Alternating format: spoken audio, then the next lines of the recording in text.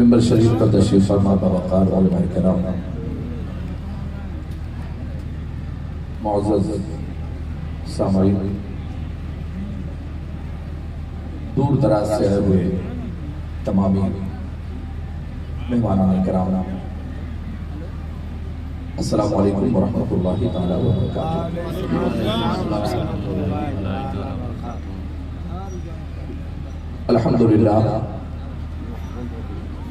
الحمدللہ نحمده ونستعینه ونستغفره ونؤمن به ونتوکل علیہ ونعوذ باللہ من شرور انفسنا ومن سیئات اعمالنا، من یهده اللہ فلا مضل له ومن یضلل فلا هادی له، ونشهد ان لا الہ الا اللہ وحدہ لا شریک له، ونشهد ان سیدنا ومولانا محمدا عبدہ ورسولہ، اما بعد فاعوذ باللہ من الشیطان الرجیم، بسم اللہ الرحمن الرحیم۔ کنتم خیر امت اخرجت للناس تأمرون بالمعروف وتنہون عن المنکر، آمنت باللہ صدق اللہ العظیم۔ جتنے لوگ یہاں تشریف فرما ہیں، نہ ان میں کوئی امیر ہے، نہ کوئی غریب ہے، نہ کوئی بڑا ہے، نہ کوئی چھوٹا ہے، سب حضور کے امتی بیٹھے ہوئے ہیں۔ امتی اپنے آقا سے کس قدر پیار کر سکتا ہے، کتنی محبت دل میں سجا سکتا ہے،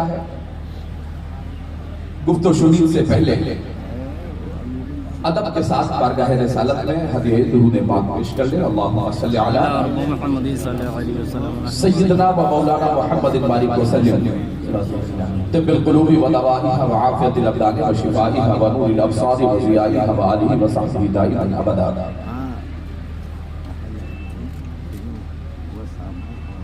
انتہائی خوشی ہے مجھے کہ آج دارالعلوم اہل سنت غریب نواز بیدول اشرا، جس نے اپنے 25 سالہ درس و تدریس اور خدمت خلق، عقیدے کے استحکام اور تمام ضرورت مندوں کی تکمیل کے لیے جس نے شب و روز محنت کی ہے، اور 25 سال اس نے اپنے مکمل کیے ہیں، جس موقع پر سبھی مدارس اسلامیہ میں 25 سال 50 سال 100 سال پر سلور جبلی پروگرام خوشی کا ایک نیا اور الگ انداز ہوتا ہے جو آج دارالعلوم غریب نواز منا رہا ہے۔ میں آپ کے سامنے آج موجود ہوں، میری ابتدائی تعلیم مدرسہ حبیبیہ سراج العلوم جو میرے گاؤں بزدلیہ میں ہے، علی باتاسا میں نے وہاں پڑھا، اور پھر اس کے بعد حضور قائد ملت حضرت علامہ الحاج محمد حفیظ اللہ صاحب قبلہ قادری اشرفی علیہ رحمت و رضوان جو سپرد خاک ہیں، جنہوں نے تمام نشیب و فراز اور تمام دقتوں کا سامنا کر کے ہمیں اس اہل بنایا۔ میں مبارکباد پیش کرتا ہوں اور دعا کرتا ہوں اللہ رب العزت انہیں کروٹ کروٹ جنت الفردوس میں اعلیٰ مقام عطا فرمائے۔ ایک مرتبہ نہیں، کئی مرتبہ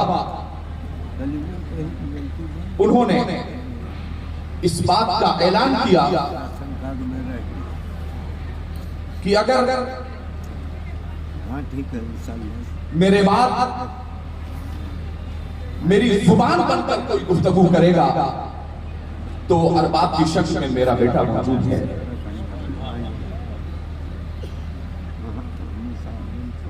جمعے کے خطبے میں حضور والا نے کہا تھا کہ میری ایک آنکھ اگر مولانا مقصود اکرم، مولانا ارشد صاحب ہیں تو میری دوسری آنکھ ارباب ہے. اور یقین کیجئے چاہے وہ خطابت کا میدان ہو، میں ٹوٹے پھوٹے انداز میں جو بھی گفتگو کرتا ہوں، اور چاہے وہ میدان سیاست ہو، ٹھیک اسی جگہ پر مدرسے کے گراؤنڈ میں بیٹھ کر میرے وہ احباب یہاں بیٹھے ہوں گے جنہوں نے کہا تھا کہ حضرت ارباب بابو سیاست میں بڑے سرگرم ہیں، آپ تاکید کر دیں کہ ایسا نہ کریں، تقریر اچھی کرتے ہیں، بولتے اچھا ہیں، اس لیے یہ بہت آگے جا سکتے ہیں. اس موقع پر مجھے حضرت کا وہ جملہ یاد ہے کہ حضرت نے کہا تھا کہ خبردار، اگر میدان خطابت کے ذریعے دین کی خدمت کی جا سکتی ہے تو مدارس اسلامیہ، خانقاہوں کے تقدس اور مسجدوں کی حفاظت کے لیے ہمارے بچوں کا میدان سیاست میں مضبوطی کے ساتھ ہونا بھی بہت ضروری ہے. سبحان اللہ. حضرت علامہ معین اختر صاحب قبلہ، حضرت علامہ مستقیم صاحب اور یہ تمام علماء کرام، میں ان کی موجودگی میں آج اپنے ادارے دارالعلوم غریب نواز کا جو سلور جوبلی پروگرام ہے، میں آپ کو یہ بتانا چاہتا ہوں کہ دارالعلوم غریب نواز کی تاریخ میں ہمیں یہ لگتا تھا کہ شاید حضرت کے بعد ادارہ کمزور ہو جائے گا، مگر میں اپنے معاونین اور اراکین دارالعلوم غریب نواز کو مبارکباد پیش کرتا ہوں کہ دارالعلوم غریب نواز کی تاریخ میں پہلی مرتبہ 200 سے 250 طلبہ کا اگر یہاں ایڈمیشن ہوتا ہے تو اس بات کا مجھے یقین ہے کہ تمام والدین اور ذمہ داران نے یہ محسوس کیا ہے کہ مولانا حفیظ اللہ صاحب دنیا میں نہیں ہے، مگر ان کی تحریک اور ان کا ادارہ اپنی ذمہ داری کے ساتھ اس کام کو انجام دے رہا ہے. ہم 4-6 افراد اپنے گھر کے کچن کو چلانے میں پریشان ہو جاتے ہیں، 200 طلبہ کے قیام اور طعام کا انتظام کرنا، آپ کو لگتا ہے کہ حضرت نے رسید لے لی اور ممبئی دلی پہنچ گئے، مگر تاریخ شاہد ہے. آپ اگر مدرسوں کے لیے نہیں سوچتے، آپ نے مدارس اسلامیہ کے لیے نہیں سوچا، تو آپ کیا سوچتے ہیں کہ آپ کا حریف، آپ کا مخالف وہ پہلے آپ کے گھر پر نظر نہیں رکھتا، اس کی پہلی نظر رسول پاک کے گھر پر ہوتی ہے تاکہ مدرسوں کے ذریعے جو آکسیجن فراہم ہو رہا ہے اسے کسی قیمت پر بند کر دیا جائے.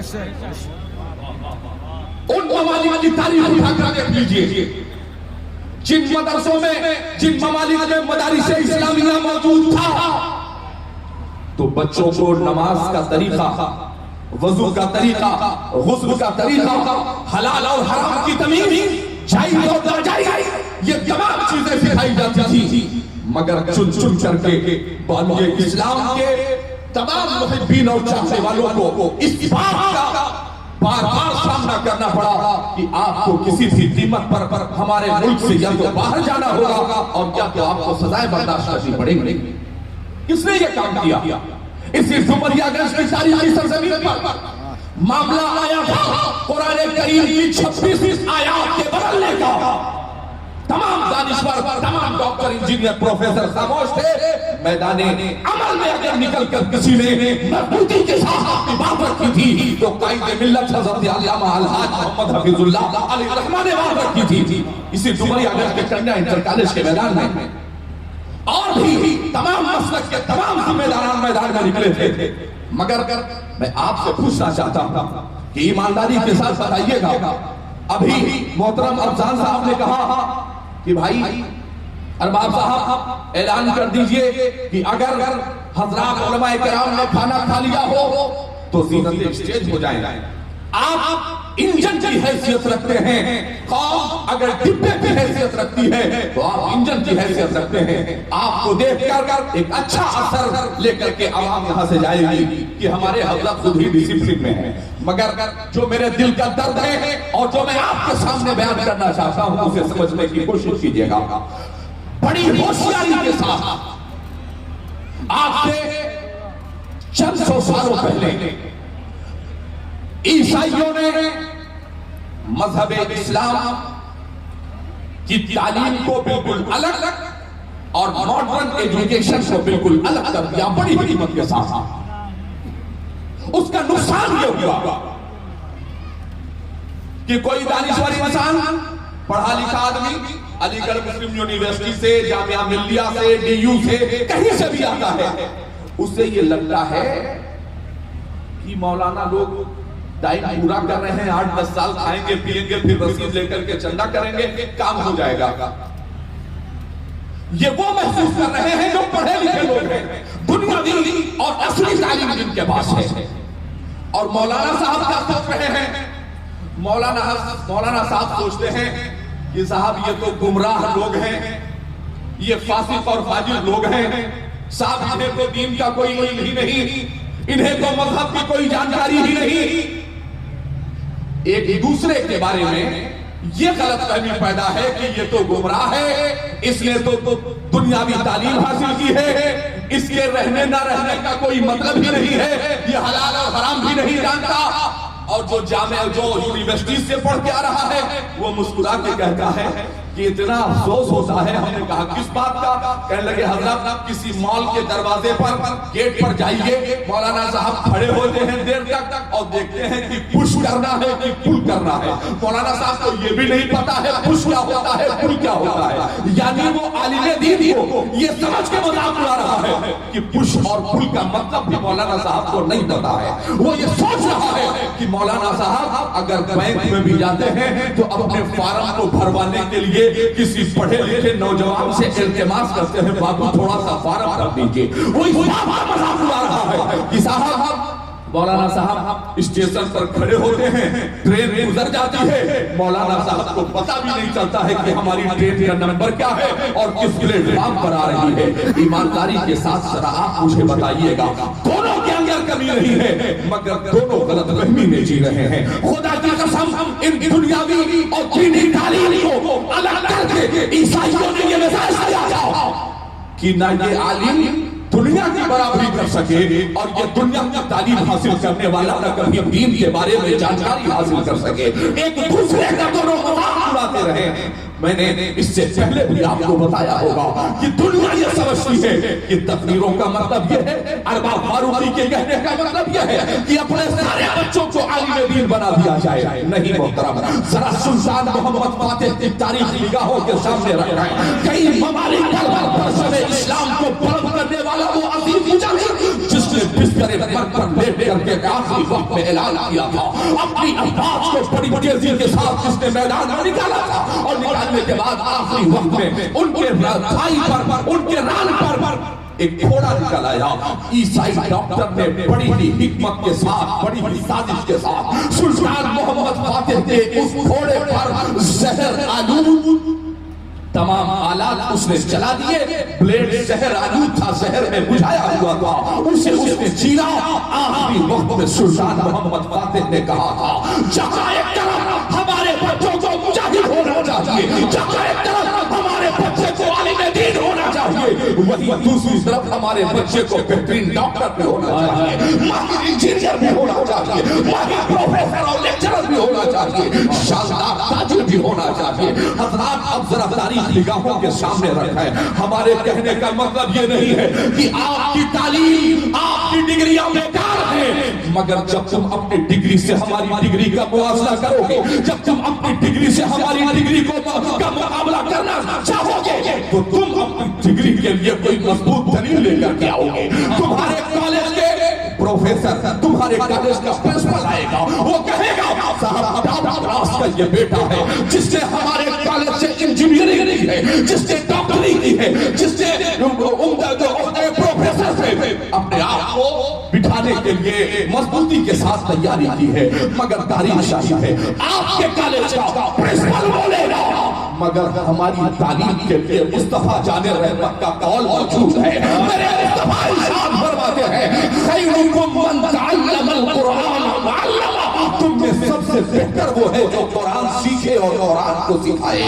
جو کہا تھا میرے مصطفیٰ نے، آج ماڈرن ایجوکیشن کے چکر میں اپنے بچوں کو کمزور نہ سمجھیے، اپنے بچوں کو یہ سمجھنے کی کوشش ہے کہ انسان ہمارے بچے کا کیا ہوگا۔ مذہب اسلام نے دین اور دنیا کی تعلیم کو کبھی الگ نہیں کیا ہے۔ ذرا بدر کا میدان نگاہوں کے سامنے رکھا ہے، اسیران بدر قید و بند کے ساتھ بارگاہ مصطفیٰ میں لے کے پہنچائے گئے تھے۔ صحابہ مصطفیٰ کی بارگاہ میں حاضر ہوئے عرض کرتے ہیں یا رسول اللہ، یہی وہ لوگ ہیں جنہوں نے بلال حبشی کے سینے پہ پتھر توڑے تھے، یہی وہ لوگ ہیں جنہوں نے حالات سجدہ میں آپ کے پشت انور پر پوچھڑیاں ڈالی تھی۔ اے پیغمبر اسلام، یہی وہ لوگ ہیں جنہوں نے رات کی تاریکی میں ہمیں ہجرت پہ مجبور کیا تھا، یہی وہ لوگ ہیں جنہوں نے 3 سال تک ڈیٹینشن سینٹر شعبے ابی طالب میں ہمیں رکھا تھا۔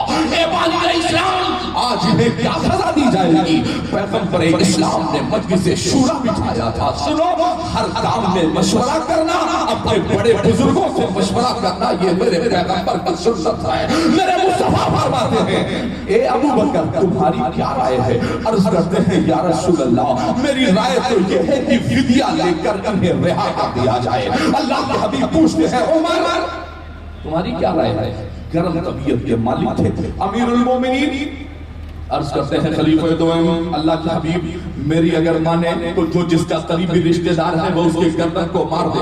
اللہ کے حبیب فرماتے ہیں نہیں، آج ابو بکر کی رائے کو مقدم رکھا جائے گا۔ کہتے ہیں اسیران بدر سے کہ فدیہ دے کر رہائی حاصل کرتے رہے۔ تاریخ بتاتی ہے عزیزان ملت اسلامیہ اسیران بدر ایک ایک کر کے آتے رہے، ہاتھوں میں ہتھکڑیاں تھی، پیغمبر اسلام کی بارگاہ میں آتے رہے، فدیہ دیتے رہے، رہائی حاصل کرتے رہے۔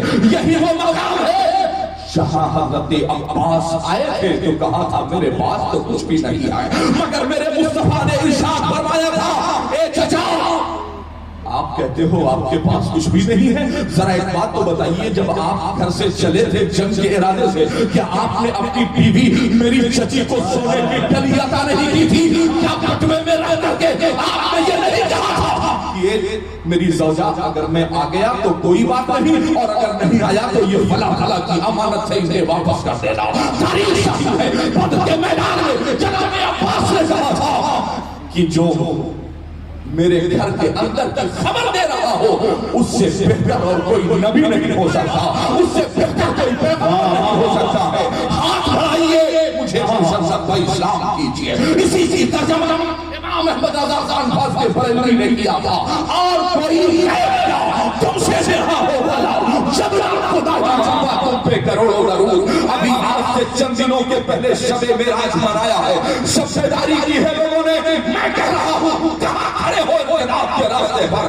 دنیا بھی چکر چوک میں کہاں کھڑے ہو گئے؟ تم کہتے ہو مذہب اسلام نے اتنی ترقی کبھی حاصل نہیں کی۔ ہم نے کہا کیا ہو گیا؟ کہہ لگے صاحب جتنی عمدہ تیز رفتار 200-300 کی اسپیڈ سے چلنے والی گاڑیاں ہیں نا، اتنی بڑھیا اور اتنی رفتار سے چلنے والی گاڑیاں کبھی موجود تھی؟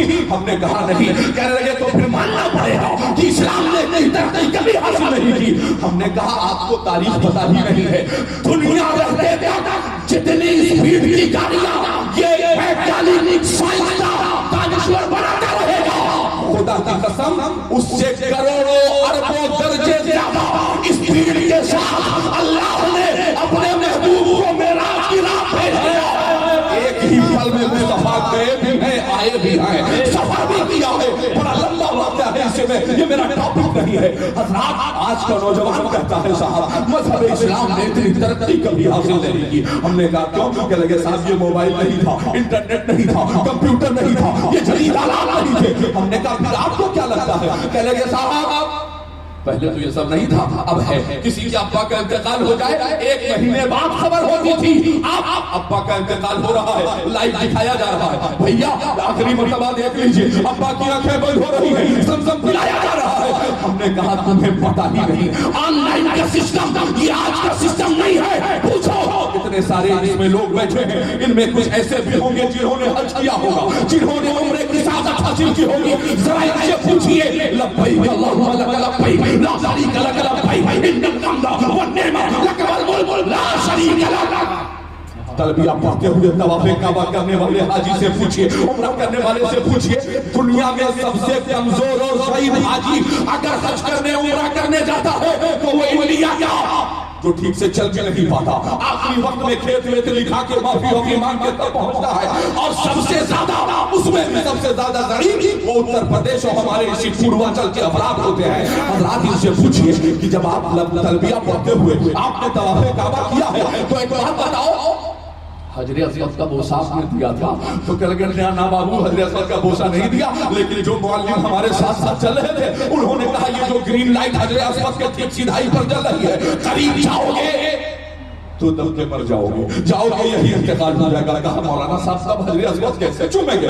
कहा बस दूर से अपने हाथ ऐसे करो, उसे कहते हैं इस्तिलाम, इस्तिलाम कर लो और उसके बाद उसे चूम कर आंखों से लगा लो। इसका मतलब ये है कि तुमने हजरे अस्वद को बोसा दे दिया। हमने कहा समझ में आई बात? लगे नहीं। हमने कहा मौलाना साहब से पूछो हजरे अस्वद की खासियत क्या है? कहा हजरे अस्वद जब तुम अपना हाथ हजरे अस्वद की तरफ करके इस्तिलाम करते हो तो हजरे अस्वद तुम्हारे गुनाहों को खींच लेता है, तुम्हारे गुनाहों को अपने सीने में जज कर लेता है। हमने कहा बच्चा ऑनलाइन का सिस्टम ये तो बहुत पहले से मौजूद है, ऐसे इस्तेमाल किया उसने गुनाह को खींच लिया। कह लगे मौलाना साहब बात समझ में नहीं आई। हमने कहा फिर समझो, मस्जिद नबी के मिंबर पे खलीफे दो अमीरुल मोमिनीन जनाब उमर इब्न खत्ताब मौजूद, जुमा का दिन है।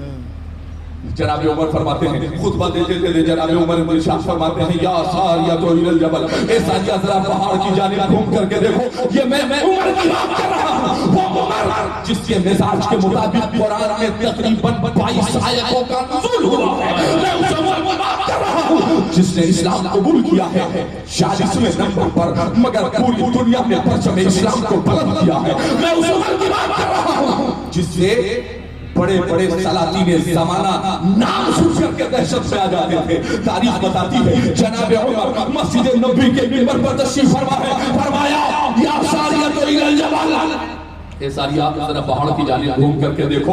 तारीख बताती है सहाबा महवे हैरत थे, बारगाह मुस्तफा के तरबियत याफ्ता थे, एक दूसरे से चिमगोइयां करने लगे। यार जनाब उमर तो मकाम नहवत में कई 100 किलोमीटर की दूरी पर जंग लड़ने के लिए गए, मगर तारीख जनाब उमर के सारी पहाड़ की जानिब देखो। जल्दी जल्दी उन्होंने तारीख नोट कर ली, उन्होंने समय नोट कर लिया, उन्होंने दिन और तारीख दोनों नोट कर ली। तारीख बताती है ज़िज़ाने मिल्लत इस्लाम कि एक मोतबर सहाबी मौलाए कायनात के बगल में बैठे थे, हज़रत अली के बगल में बैठे थे। उन्होंने हज़रत अली पर हाथ रखा और हाथ रखने के बाद कहा देखिए खुतबा दे देते थे उमर ये क्या करने लगे? तो मौलाए कायनात अली शेर खुदा फरमाते हैं सुनो वो उमर है, उमर जब तक उमर के पास दलील नहीं होगी उमर कोई बात कहता नहीं है। अब इसे और आसानी से समझो, ये तो थे जनाबे उमर, वो थे जनाबे अबू बकर, वो थे जनाबे उस्मान, वो है मौलाए कायनात, वो है हसनैन करीमैन। एक आम मोमिन के लिए हदीस पाक मुलाहिजा करें, अल्लाह के हबीब इरशाद फरमाते हैं इत्तक़ू बि फरासतिल मोमिन फइन्नहु यंज़ुरु बि नूरिल्लाह। मोमिन की फरासत ईमानी से डरो, वो जब देखता है तो अल्लाह के दिए हुए नूर से देखता है, अल्लाह की दी हुई ताकत से देखता है। हज़रात जनाब उमर ने अर्ज़ किया था ए सारिया जरा पहाड़ की जानिब घूम करके देखो। जनाब सारिया ने घूम करके देखा, दुश्मनों की एक टोली पीछे से हमलावर होने वाली थी। मुझे बताइए क्या जनाबे उमर के दौर में मोबाइल था? जनाबे उमर के दौर में इंटरनेट था? जनाबे उमर के दौर में ये बड़े बड़े टावर खड़े थे? आपका जवाब होगा नहीं। इसका मतलब ये है कि मोबाइल की जरूरत किसी मजबूर को है। जनाबे उमर ने जनाबे सारिया को ऑनलाइन देखा है मस्जिद नबी के मिंबर से, और मुझे जनाबे उमर के देखने पर इतनी हैरत नहीं है जितने जनाबे सारिया ने कौन सा एयरफोन 1400 साल पहले लगाया था। जनाबे सारिया ने सुना भी है और पलट करके देखा भी है और फिर परचम इस्लाम बुलंद हो गया। आप जरा गौर कीजिएगा, कहां पड़े हो आप कहते हो ऑनलाइन ऑफलाइन का सिस्टम क्या है? आइए जरा तारीख की पत्र निगाहों के सामने रखें। अल्लाह के हबीब इरशाद फरमाते हैं फिदिया लेते रहो, رہائی حاصل کرتے رہو، فدیہ لوگ دیتے رہے، رہائی حاصل کرتے رہے، مگر وہ لوگ جو ہر چمتکار کو نمسکار کر رہے تھے، جو ہر طاقت کے سامنے اپنے گھٹنے کو ٹیک کر اسے معبود حقیقی تسلیم کر رہے تھے، ایسے افراد بھی بارگاہ مصطفیٰ میں حاضر ہوئے اور عرض کرتے ہیں اے مسلمانوں کے پیغمبر، میرے پاس تو ایک ٹوٹی کوڑی بھی نہیں ہے، میرے پاس ایک درہم بھی نہیں ہے۔ اللہ کے حبیب ارشاد فرماتے ہیں جن کے پاس کچھ بھی نہیں انہیں ذرا کنارے کھڑا کر دیا جائے۔ اخیر میں بانی اسلام ہادی اعظم صلی اللہ علیہ وسلم نے بلایا اور بلا کر کے کہا تھا آؤ میں تمہارے لیے بہترین سزا کا انتخاب کر دیتا ہوں، اور ہمارے کرام کی خصوصی توجہ تعلیم ہوں میں اس لیے کہ ہمیں یہ کہا جاتا ہے مولانا صاحب سوچتے ہیں کہ سارے بیٹے کو عالم بنا دیا جائے، مولانا صاحب کہتے ہیں سارے بیٹے کو مفتی بنا دیا جائے، نہیں، دین اور دنیا کی تعلیم کو بڑی خوبصورتی کے ساتھ الگ کیا گیا ہے تاکہ ماڈرن مسلمان وہ اس کا عقیدہ کمزور ہوتا رہے اور یہ عالم یہ دنیا کی ترقیوں میں کاندھے سے کاندھا ملا کر کے کبھی نہ چل سکے۔ حضرات تاریخ بتاتی ہے اللہ کے حبیب نے اخیر میں اسیران بدر کو بلایا اور بلانے کے بعد کہا تھا اے اسیران بدر، آج میں تمہارے لیے بہترین سزا کا انتخاب کر دیتا ہوں۔ قدم ڈگمگا رہے تھے، بڑا ظلم کیا تھا انہوں نے مکے کی زمین پر۔ اللہ کے حبیب مسکرائے، ارشاد فرمایا، ذرا آپ کی توجہ چاہتا ہوں تمامی سامعین کی۔ اللہ کے حبیب ارشاد فرماتے ہیں اے اسیران بدر، تمہاری سزا یہ ہے تم صحابہ کے 10 بچوں کو ایک قیدی 10 بچوں کو لکھنا بھی سکھا دے، پڑھنا بھی سکھا دے، یہ ہے سزائے مصطفیٰ۔ لکھنا بھی سکھا دے، پڑھنا بھی سکھا دے۔ اب ذرا سمجھئے گا، اللہ کے حبیب نے کہا لکھنا بھی سکھا دے، پڑھنا بھی سکھا دے۔ صحابہ کی جماعت حاضر تھی، عرض کرتے ہیں اما ابا سب آپ کے قدموں میں قربان، اے حبیب خدا، نہ یہ قرآن کو جانتے ہیں نہ قرآن کو مانتے ہیں، نہ یہ حدیث کو مانتے ہیں نہ صاحب حدیث کو مانتے ہیں، اے حبیب خدا یہ صحابہ کے بچوں کو کیا لکھنا سکھا دے، کیا پڑھنا سکھا دے، یہ کیا پڑھا سکتے ہیں؟ عقیدے کے لیے فقہ کی کتابیں، تفسیر کی کتابیں، اصول حدیث کی کتابیں نہیں۔ اللہ کے حبیب ارشاد فرماتے ہیں میرے صحابہ، جہاں ایک طرف صحابہ کے بچوں کو دین کا علم ہونا ضروری ہے، وہی دنیا کے تمام علوم کا جاننا ضروری ہے۔ وہ تمہاری نیتوں پر منحصر ہے کہ تم تبلیغ کیسے کرنا چاہتے ہو۔ ایک ڈاکٹر کیا اس شعبے میں نہیں آ سکتا؟ ایک ڈاکٹر اگر یہ سوچ رہے کہ میں نے ڈاکٹری کا کورس کیا ہے، MBBS MS MD ہم نے کچھ بھی کیا ہے، مگر میرا جو پریکٹس کا طریقہ ہوگا وہ سنت مصطفیٰ کے تئیں ہوگا، وہ حضور کے بتائے ہوئے طریقے پر ہوگا۔ ایک بہترین وکیل، ایک ایڈوکیٹ، وہ اگر یہ سوچ لے کہ میں غلط لوگوں کا مقدمہ نہیں، میں اگر کسی کو ظلم کی بنیاد پر، سازش کی بنیاد پر اسے سلاخوں میں ڈالا جاتا ہے تو ہم اس کے لیے مقدمہ لڑنے کے لیے تیار ہیں، اور انصاف ہوگا تو حضور کے بتائے ہوئے طریقے پر انصاف ہوگا۔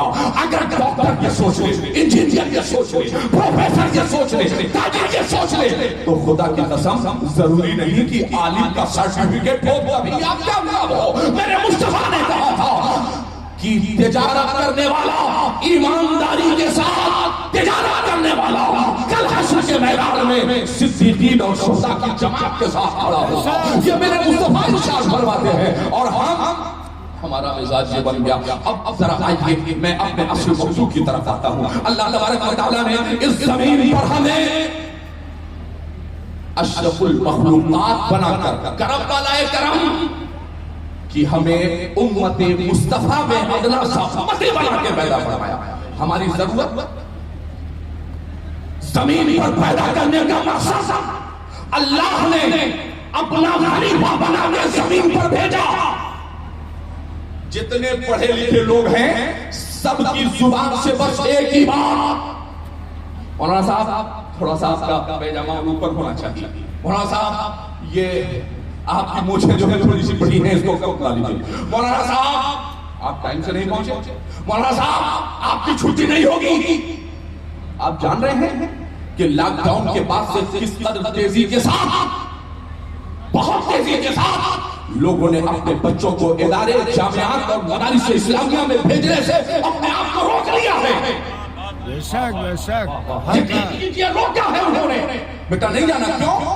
اس لیے کہ لاک ڈاؤن میں عالم ایک ایسی جماعت ہے، حفاظ کی ایک ایسی جماعت تھی، مسجد بند، مدرسہ بند، کمیٹی نے کہا غلط کچھ ہے یہ نہیں، سب سے زیادہ پریشان جماعت وہ ہماری جماعت، اور سب سے زیادہ امیر کون؟ 5 روپے کا سامان 50 روپے میں، 100 روپے کا سامان 200 روپے میں.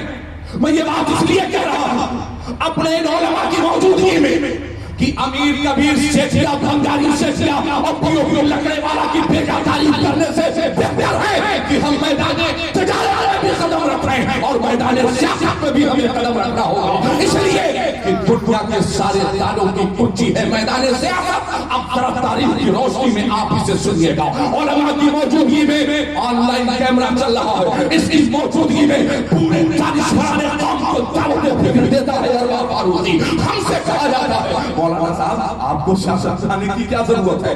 ابھی بھائی افضل فاروقی صاحب روزنامہ راشٹریہ سہارا اردو کے پترکار ہیں، صحافی ہیں، انہوں نے کہا بھائی نشہ کے خلاف آپ کو بولنا ہے، نشہ کے خلاف. میں نے کہا بالکل بولیں گے مگر بول سکتے ہیں، بند نہیں کرا سکتے.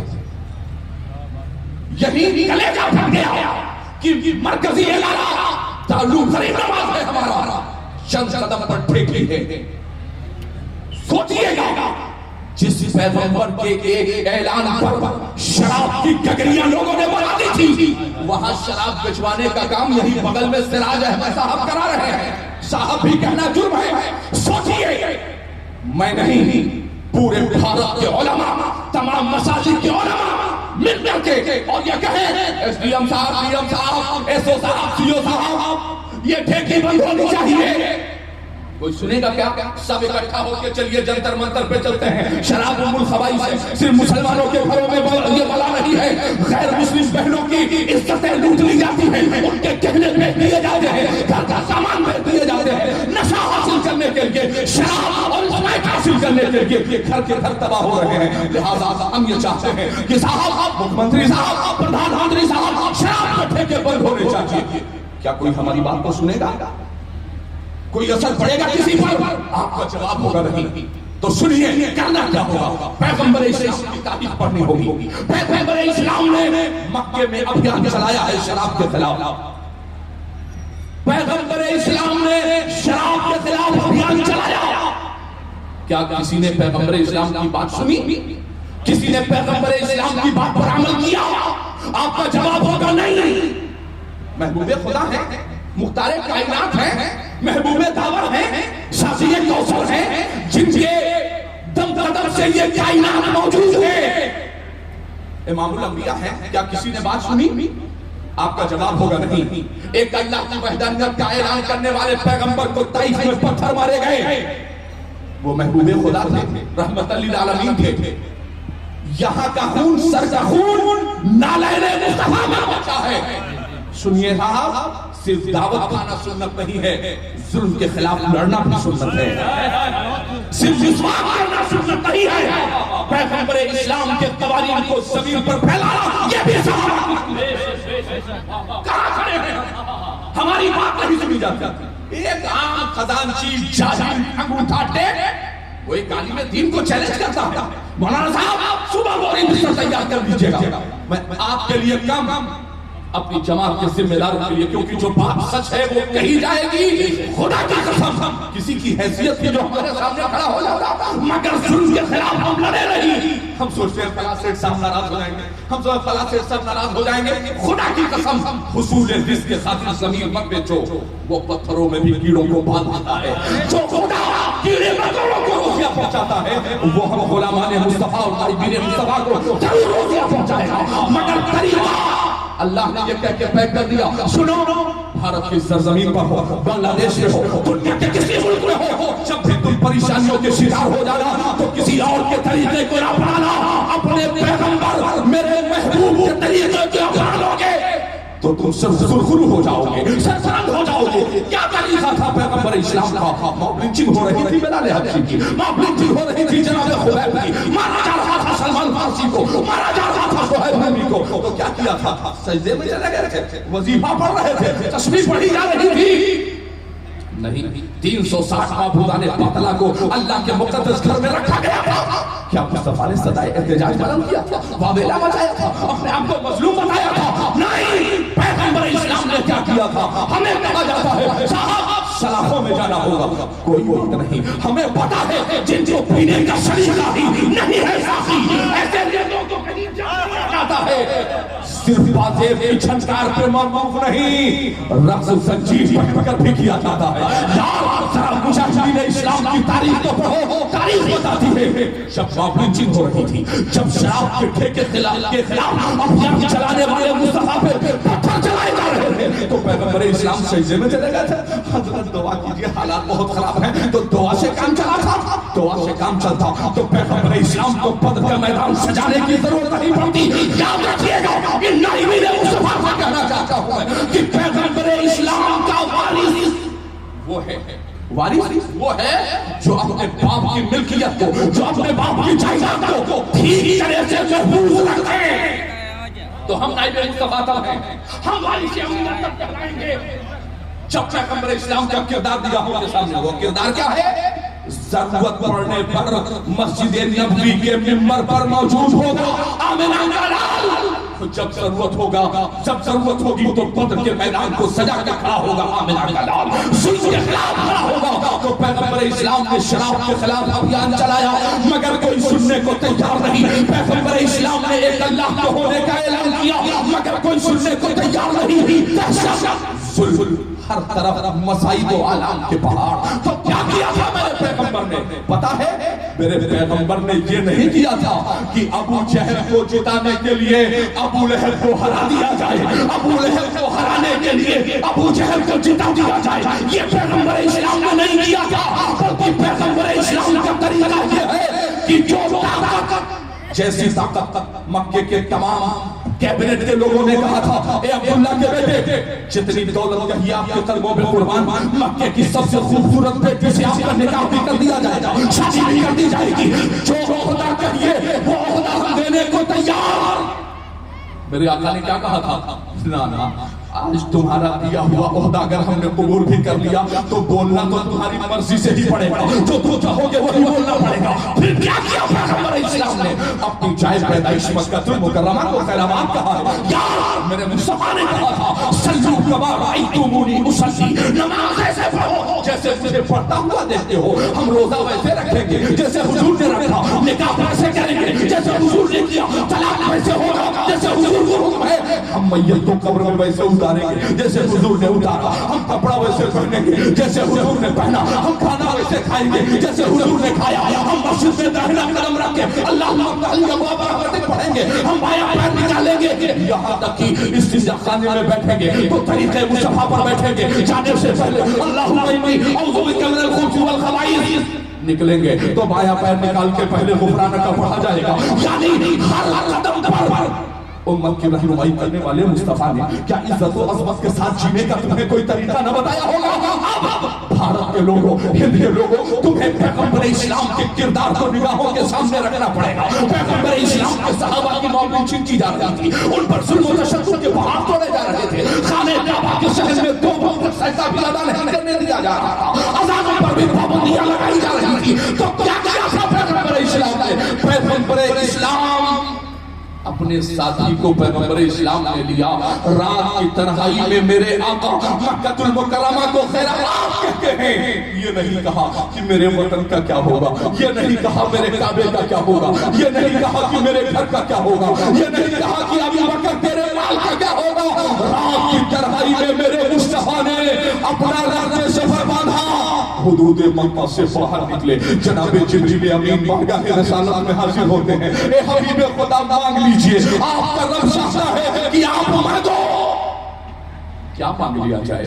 اللہ کا حبیب نے اس موقع پر جو مانگا قرآنی اعلان کے مطابق، تو سنیے اپنے آپ کو یہ کہنے والوں کی ہمیں سیاست حاضرہ سے کوئی تعلق نہیں، یاد رکھیے گا زمین پر آپ رہو گے یا نہیں رہو گے، مسلمان رہو گے یا مرتد ہو جاؤ گے، تمہاری بیٹیوں کے اوقات محفوظ ہوگا یا نہیں ہوگا، ڈاکٹر بننے کے بعد بھی تمہارا بیٹا منشی ہوگا یا اچھے عہدے پر بیٹھے گا، آج یہ 100% بننے کے بعد بھی تمہارا بیٹا منشی بن کے آفس میں بٹھایا جائے گا، یہ پورے ضلع کو انصاف دے گا، یہ قیامت طے کرتا ہے، یہ حکومتیں طے کرتی ہے۔ تو پیغمبر اسلام نے اس آخری رات میں کیا مانگا؟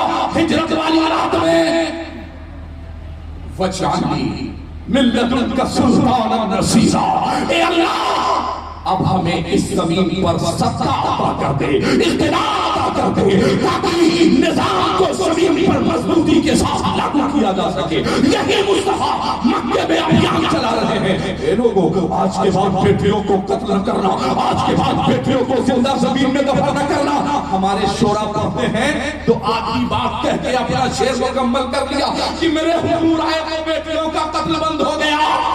کیسے بند ہوگا یہ تو بتاؤ گے نا، پہلے تو ثابت کرنا پڑے گا۔ حضور نے مکے میں کہا شراب بند کوئی نہیں مانتا، حضور نے مکے میں کہا اللہ ایک ہے کوئی نہیں مانتا، حضور نے مکے میں کہا میں آخری نبی ہوں کوئی نہیں مانتا، حضور نے کہا تھا بیٹیوں کو قتل نہ کرنا کوئی نہیں مانتا، حضور نے جوا تاش اور اس زمانے میں جو بھی برائیاں تھی سب سے خلاف میرے آقا نے ابھیان چلایا، کوئی سننے کو تیار نہیں تھا۔ پھر میرے آقا نے کیا کیا؟ پھر میرے آقا نے دعا مانگی، سورہ بنی اسرائیل وَاجْعَلْنِي مِن لَّدُنْكَ سُلْطَانًا نَصِيرًا، اے اللہ اپنی جانب سے مجھے مددگار غلبہ عطا فرما دے۔ تاریخ شاہد ہے حضور کیا کہہ رہا ہے، ہمیں سیاست اقتدار سے کوئی مطلب نہیں، مگر میرے آقا فرماتے ہیں اے ابو بکر رات کی تنہائی میں نکل چلو، چلتے ہیں مدینہ منورہ کی جانب۔ میرے آقا تشریف لے کر کے گئے اور جانے کے بعد اللہ کے حبیب نے ایک پائلاج بنایا، اللہ کے حبیب نے ایک گھوشنا پتر جاری کیا، اللہ کے حبیب نے ایک مینیفیسٹو جاری کیا۔ اس سے پہلے یہ جو سیاسی پارٹیاں جو شوہدہ بازی کرتی ہیں، اس سے پہلے مینیفیسٹو کے بارے میں کسی کو پتا بھی نہیں تھا۔ میرے پیغمبر نے کہا تھا اے اہل مدینہ، کتنے لوگوں کے بیچ میں کہا تھا پیغمبر اسلام نے، پتا ہے ایک جنگ مجھے ایسی بتائیے کہ جہاں اسلام کے ماننے والوں کی تعداد زیادہ رہی ہو اور کفار اور مشرکین کی تعداد کم رہی ہو، نہیں بتا سکتے آپ۔ بدر سے کربلا تک، کربلا سے آج تک ہمیشہ دشمن کی تعداد زیادہ رہی ہے، حریف کی تعداد زیادہ رہی ہے۔ تاریخ بتاتی ہے اللہ کے حبیب نے 2% لوگوں میں اعلان کیا تھا اے لوگوں اگر آج تم نے مجھے اپنی طاقت دے دی تو شراب کا بننا بکنا پینا پلانا بین کر دیا جائے گا، پھر 9 مہینے تک کوکھ میں رکھ کے اپنی بیٹی کو تمہیں زندہ زمین میں دفن نہیں کرنا پڑے گا۔ پھر پیغمبر اسلام کا اعلان جب مدینے کی گلیوں میں ہو گیا، تاریخ شاہد ہے اللہ کے حبیب نے مکمل سیاسی نظام کو اپنے ہاتھ میں لیا، جو دشمنوں نے بڑی حکمت کے ساتھ ہم سے دور کر دیا۔ مولانا صاحب آپ کو سیاست سے کیا مطلب؟ تاریخ شاہد ہے اللہ کے حبیب نے نظام سیاست کو مدینے کے نظام کو اپنے ہاتھ میں لیا، اور لینے کے بعد اللہ کے حبیب انتخابی میدان میں اترے، اور اترنے کے بعد اس مینیفیسٹو کو پڑھنے کے بعد اپنے تو اپنے عیسائیوں کی عورتوں نے اور تمام لوگوں نے اہل مدینہ نے پیغمبر اسلام کے نام پر ووٹنگ کر دی۔ وہ مائیں بھی تڑپ رہی تھی، 9 مہینے تک جن کی کوکھ میں بچیاں پل رہی تھی، اور پھر اس زمین میں زندہ دفن کر دیا جا رہا تھا۔ نتائج کا اعلان ہوا تو سنو، پیغمبر اسلام کو سجدے میں، پیغمبر اسلام کے اس معجزے کو بیان کرنے والوں صحابہ میں سورج کا پلٹانا، ابو جہل کی مٹھی میں کنکریوں کا کلمہ رسالت پڑھنا، حبیب عمری کی بیٹی کو شفا دینا، بے شمار معجزات بتانے والوں، ایمانداری سے بتاؤ کیا معجزات مصطفیٰ کو دیکھ کر اہل مکہ نے حضور کو اپنا قائد تسلیم کر لیا تھا؟ جواب ہوگا نہیں۔ پیغمبر اسلام کو لوگوں نے ایکسپٹ کر لیا تھا؟ نہیں، سورج کو نکلتا ہوا دیکھا ہے مگر کوئی ماننے کو تیار نہیں ہے۔ پھر مصطفیٰ کریم نے انتخابی میدان میں اترنے کے بعد اللہ کے حبیب نے فتح حاصل کی۔ تو یہ محبت میں جملہ نہیں ہے، تاجدار مدینہ، مدینے کے تاج کو پہلی مرتبہ پیغمبر اسلام کے سر پر رکھا گیا، اور ادھر رکھا جا رہا ہے، ادھر آدیش ہو رہا ہے میرے مصطفیٰ کا۔ میں کہہ رہا تھا مکے میں کوئی سننا نہیں تھا، مگر اب سطح کی طاقت میرے ہاتھ میں ہے، وَاجْعَلْنِي مِن لَّدُنْكَ سُلْطَانًا نَصِيرًا، اب اقتدار کی طاقت میرے ہاتھ میں ہے، جاؤ۔ بس ایک کمزور سے منادی نے پورے مدینے میں اعلان کیا تھا آج کے بعد یہ حکومت پیغمبر اسلام کی ہے، آج کے بعد شراب کا بننا بکنا پینا پلانا بین کیا جاتا ہے۔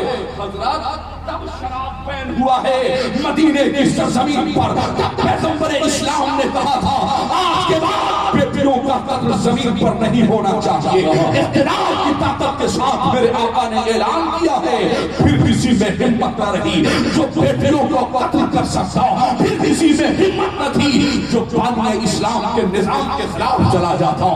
میں آپ سے پوچھنا چاہتا ہوں عزیزان ملت اسلام کا, کہاں ہے ہم؟ بہت بڑا جرم ہم کر رہے ہیں صاحب. ہم کو مطلب نہیں ہے سیاست حاضرہ سے, تو یاد رکھنا مدارس کا تحفظ بھی نہیں ہوگا, پھر مساجد اسلامیہ کو کی عزت اور آبرو بھی پامال ہوتی رہے گی, پھر تمہارے بچوں کے ساتھ ناانصافی بھی ہوتی رہے گی. وہ کام جو میرے آقا نے کیا ہے وہی کرو گے تو عزت والے ہو جاؤ گے, وہی کام جو آمنہ کے لال نے کیا ہے وہی کرو گے تو کامیاب ہوگے. میرے بعد بھی بہت سارے علماء ہیں, میں آخری بات کہہ کے اپنی گفتگو, شاید میری بات بہت عجیب لگ رہی ہو آپ حضرات کو, مگر سچ تو یہی ہے حضرات, جو ہمارے نوجوان, جو ہمارے علماء صلاحوں کے پیچھے ہیں, چاہے وہ سلمان اظہری صاحب ہو اور چاہے کوئی بھی عالم دین, کوئی بھی نوجوان ہو, یقین کیجئے آپ کے پاس بھی اقتدار کی طاقت ہوتی تو جو پاسا حضرت پہ لگایا گیا ہے کیا کسی پہ ہمت تھی جو لگا پاتا؟ آپ کے پاس اقتدار کی طاقت ہوتی, ہر دروازے پر انصاف ہوتا. اورنگزیب عالمگیر بن کر شکنتلا بیٹی کی حفاظت کی جا رہی تھی. 900 سال تک زمین ہند پر انصاف بانٹنے والوں آج دوسروں کی دہلیز پر کٹورا لے کر بھیک مانگ رہے ہو. وہی کام جو میرے آقا نے کیا تھا وہی کام کر لو, کامیاب ہو جاؤ گے. اللہ قرآن میں کہہ رہا ہے تأمرون بالمعروف, اچھی باتوں کا حکم دیجئے. مگر یاد رہے ڈاکٹر صاحب اللہ, اچھی باتوں کا حکم دیجئے, حکم بغیر حکومت کے عمل میں نہیں آتا. تنہون عن المنکر, اور کوئی بھی برائی بغیر طاقت کے ختم نہیں کی جا سکتی ہے. کل تک شراب رکوانے والے شراب بچوانے کا کام کر رہے ہیں. میں اپنے نوجوانوں سے گزارش کرنا چاہتا ہوں کہ آپ چاہے وہ سگریٹ کے نام پر, چاہے وہ افیم اور اسمیک کے نام پر, چاہے وہ یہ جو شراب کی ٹھیکی ہے اس کے نام پر جو نشہ ہو رہا ہے, آپ یہاں سے پیغام لے کر کے جائیے کہ انشاءاللہ العزیز ہم اپنے آپ کو اور اپنی نسلوں کو ہم شراب سے دور کریں گے, ہم نشے سے اپنے بچوں کو دور کریں گے. کوشش کرتے ہیں مگر کسی بات کو عمل میں لانے کے لیے طاقت کی ضرورت ہوتی ہے. یہ سارے علماء ہر جمعہ کو بولتے ہیں, کوئی سننے کو تیار نہیں ہے, مگر طاقت کے ساتھ جب آپ سطح کا حصہ بن کر کے, اقتدار کا حصہ بن کر زمین پر کوئی بات کہیں گے تو اس کہتے ہیں کہ شہر کا نام بدل جائے, بدل گیا, فلاں کا نام بدل جائے, بدل گیا, ہو گیا. تو اقتدار کو سمجھیے, پیغمبر اسلام اور ان کے خلفاء نے اقتدار کے راستے پر زمین پر انصاف بانٹا ہے. وہ کام کرو گے تو کامیاب ہوگے. اگر کہتے ہو کم ہے تو اللہ کا وعدہ ہے کم من فئۃ قلیلۃ غلبت فئۃ کثیرۃ باذن اللہ. ایک دو مرتبہ نہیں, بارہا اللہ نے قلیل لوگوں کو کثیر لوگوں پر غالب کیا ہے, مگر شرط یہ ہے کہ طریقے مصطفیٰ پر تمہیں عمل پیرا ہونا چاہیے. اس لیے آپ تمامی حضرات سے میں دارالعلوم اہل سنت غریب نواز کا ہر موقع پر خیال کرنے کے لیے اور علماء کرام کے تحفظ اور علماء کرام کی عزت و عظمت کے لیے میں ہاتھ چھوڑ کر کے گزارش کرتا ہوں آپ سے کہ آپ خاص خیال رکھیں, اپنے بچوں کو مدارس اسلامیہ کے اندر بھیجیں تاکہ عقیدوں کی جڑیں مضبوط ہو سکیں. آپ کا بچہ آپ کے جنازے پر کم سے کم کھڑا ہو کر کے دعا, ابھی چند دنوں پہلے حافظ فیضان فاروقی صاحب کے والد محترم انتقال کر گئے, میں نے ان کے جنازے پر کہا تھا کہ مرحوم کا مکان ایک طرف, دکان ایک طرف, پراپرٹی ایک طرف, اس سے بڑی سعادت کی بات کیا ہوگی کہ بیٹا اپنے باپ کا جنازہ بھی پڑھا رہا ہو. تو اپنے بیٹوں کو مدارس اسلامیہ دارالعلوم اور جامعات کی طرف بھیجیں, اپنے بچوں کو جو مخلوق تعلیم ہے اس سے بچا کر کے اپنے جامعات میں بھیج کر کے ان کے ایمان, عقیدے اور آبرو کی حفاظت کے لیے آپ سبھی لوگوں سے میں گزارش کرتا ہوں. دارالعلوم اہل سنت غریب نواز کا ہر ممکن تعاون جو جس حیثیت کا ہے, صحافی ہے اس انداز سے, ڈاکٹر ہے اپنے انداز سے, وکیل ہے اپنے انداز سے, جو چیز آپ کسان ہو اپنے مدرسے کا اس لحاظ سے اس نکال کر کے, غلہ نکال کر کے, جس سے جو بھی ہو سکے. آج مولانا حفیظ اللہ صاحب قبلہ عالیہ رحمہ کی روح کو سکون ہو رہا ہوگا کہ میں تو درود خاک ہوں, مگر میری تحریک کو آگے بڑھانے کے لیے آج بھی عوام اہل سنت پوری طاقت کے ساتھ میرے ساتھ تیار ہے, میرے ادارے کے ساتھ تیار ہے. اللہ تبارک و تعالیٰ ادارے کو مزید ترقی عطا فرمائے، اس کے اراکین اور معاملین کو اللہ پاک بے پناہ ترقی عطا فرمائے اور حاسدین کی حسد سے محفوظ و معمول فرمائے۔ ہمارے وہ لوگ جو سلاخوں میں بند ہیں اللہ جلد از جلد انہیں رہائی نصیب فرمائے، وہ لوگ جو پریشان حال ہیں اللہ ان سب کی پریشانیوں کو دور فرمائے۔ آپ سے مخلصانہ اپیل ہے کہ حضور کے طریقہ کار پر چل کر کے اپنوں کو طاقت دے کر کے مضبوطی کے ساتھ ان کی آواز بلند کیجیے، انشاءاللہ العزیز اسی زمین پر ہر دروازے پر انصاف ہوگا۔ وما علینا الا البلاغ۔ سبحان اللہ۔